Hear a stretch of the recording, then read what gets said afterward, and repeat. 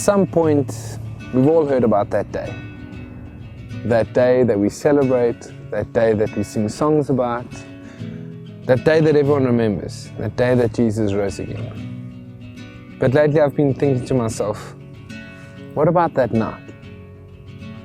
What happened that night? Is it a part of the story that needs to be told? It's important enough in the Bible. I've been wondering to myself lately that maybe if I understood that night, I'd be able to celebrate more that day. Charles Spurgeon is quoted as saying, in regards to that night, I'm never afraid of exaggerating what my Lord went through. It was like hell, poured into a cup, and he is made to drink it.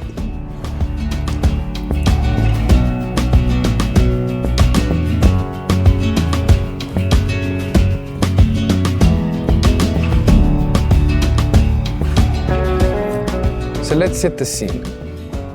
They've just had the Last Supper. Jesus has had a moment. He's told them he's about to die. He's broken bread with them. John is even aware that Judas is the betrayer.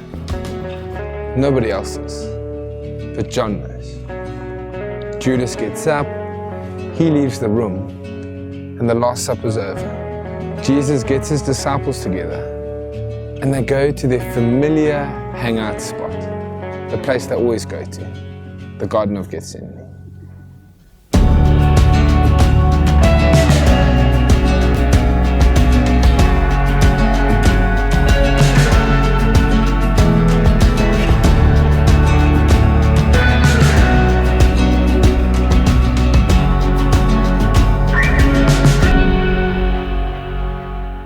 Matthew 26, just after the Last Supper, as most Jews would have done, it says that the disciples and Jesus, they sing some hymns together on their way to the Mount of Olives.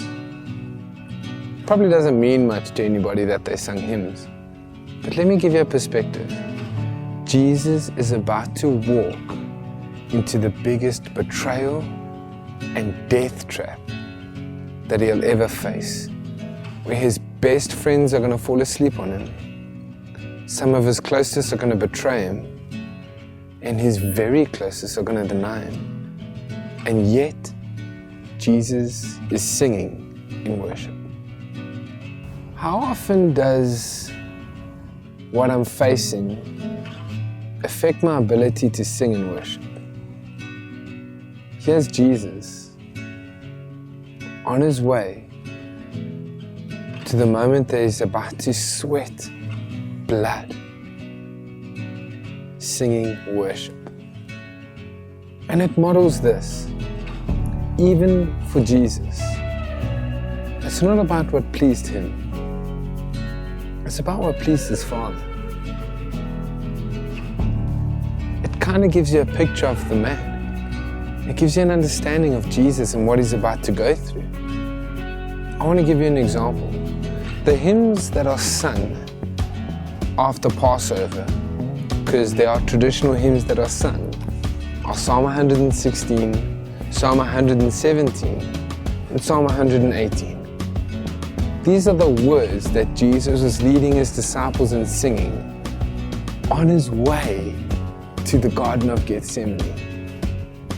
For you have delivered my soul from death, my eyes from tears and my feet from falling. I will walk before the Lord in the land of the living. I will take the cup of salvation and call upon the name of the Lord. I will pay my vows to the Lord now in the presence of his people. Precious in the sight of the Lord is the death of his saints. I shall not die but live and declare the works of the Lord.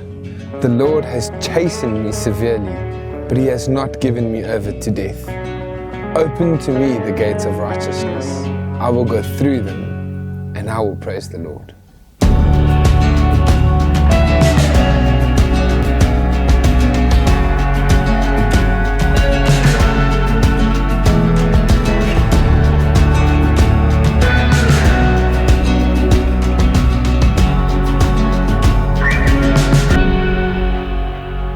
picture this moment. They're singing songs. They're getting closer to their familiar place. Jesus is interacting and talking to them as they go along. And he says something profound. Jesus tells them that the shepherd is about to be struck, and so the flock are going to be scattered. He's telling his disciples that it's okay for them to run away. Here's a man on his way to the Garden of Gethsemane, singing praises to the Lord, and yet he's looking out for his own disciples. Nothing about this is making about himself. He's letting them know that it's okay if they run away. Jesus says they're going to be scattered. Peter's response, never me, not me, I'll never. He doesn't even know that in the next few hours, in front of a humble servant girl, he's about to deny Jesus for the first time. I want you to picture this. Jesus and his disciples, they're walking in the moonlight, they're approaching the garden. It's a full moon, it's the Passover. And it says in our Bibles that they crossed this brook named Kidron. And as they look at the brook under the moonlight, this brook at this night every year flows with blood. What? See, this brook is right behind the temple, and what happens after the Passover is that all the thousands of lambs that are slain at the temple, what happens to them is the blood flows out of the temple into this brook and down this brook into the Garden of Gethsemane. And so what happens is this is the place where Jesus and his disciples, our Bibles say, they had to cross this brook. So Jesus, can you imagine every single sign, every single little thing that he's seeing? There's this stark reminder it's about what to happen to him. So he crosses the brook and they come into the garden, and he tells the rest of his disciples to wait here. Wait here. And he takes his three. We know the three. Peter, James, and John. He says to them, I want you to withdraw with me.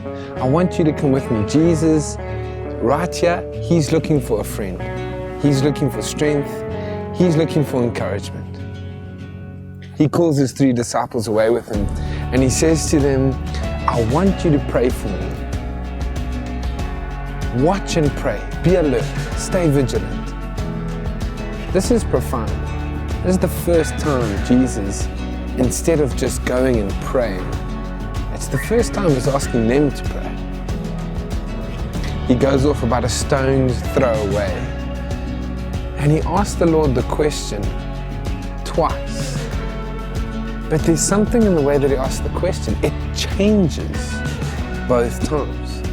The first time he says to the Lord, he's on his knees, he's in anguish. It says that in his sorrow, he says there's anguish in his soul, there's anguish even to the point of death. And he says to the Lord, Father, could you take this cup from me? Jesus is basically asking for another way. Jesus? But he's God. But he's the Son. He's asking for another way. His response? Not my will. Your will be done. It's incredible because our Bibles actually make reference to his posture. Jesus goes, and when he speaks to the Father, he actually kneels. He's not coming and asking him what to do. He's coming submitted. And so he says to the Father, if I don't have to drink this cup, if there is another way. The Father's response, it's getting quieter. Jesus says, not my will, your will be done.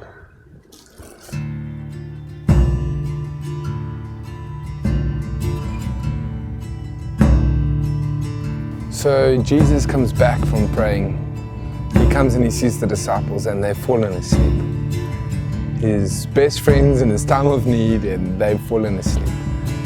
wakes them up and he says to them, guys, could you not even watch and pray with me for 1 hour? I can see that your spirit is willing, but your flesh is weak. The second time Jesus goes away and he prays on his own, and there is something that occurs now, which is actually a phenomenon. There is something medically termed and medically diagnosed. It's a condition, a very rare condition, but it's called hematodosis. It's at a physical point of mental or physical stress where the human body sweats blood. Most commonly, this is found on inmates awaiting death row. And so the Bible says that Jesus goes into the garden at this point and he starts sweating blood. He cries out to his Father, but he cries out differently this time. The first time he said, if there's another way. This time he says, if this is your cup, if this is what I must drink, will you help me to drink it? Let your will be done.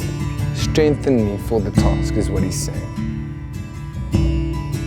So Jesus goes and he prays a third time. The Lord sends an angel that actually comes to help and strengthen him. And Jesus comes back to his disciples a third time and he finds them sleeping again. He takes one look at them. He realizes their humanness. He realizes their frailties. He wakes them all up and he looks at them and he says, guys, it's time to get up. My betrayer is here.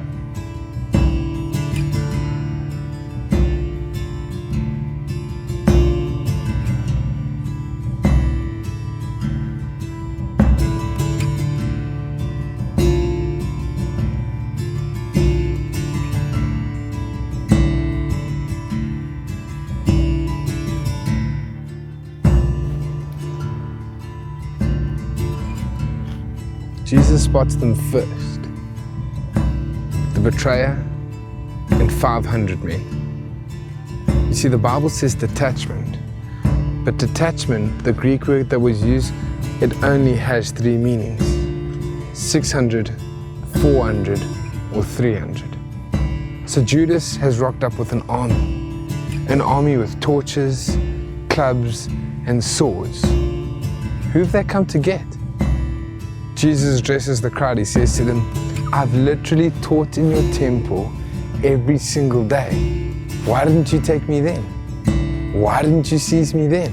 He takes one look at them and he says to them, who are you looking for? The betrayer, the soldiers, their response is, Jesus the Nazarene. He turns and he says to them, and this is a powerful moment. He says to them, I am. And in that moment of him saying, I am, Judas and his whole army, they take a step back and they fall to the ground. We've just read about everything that he's gone through. We've just spoken about everything that he's done. And yet 500 men coming towards Jesus, and their response when they find out who he is to fall down. It shows me that Judas underestimated Jesus in the first place. I don't think 500 men was enough. You see, one of the things Jesus said about himself in his ministry was that he wouldn't lose one that the Father had given him. And so he again says to the crowd, he says, who are you looking for? When they reply, Jesus, he says to them, I told you that's me.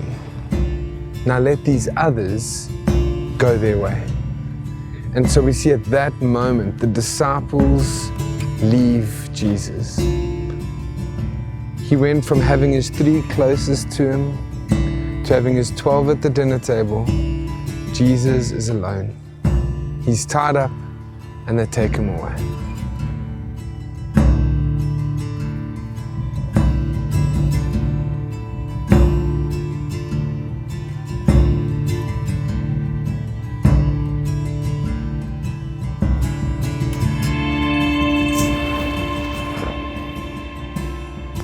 And so with the sound of a rooster crowing 3 times in the background, that night comes to a close.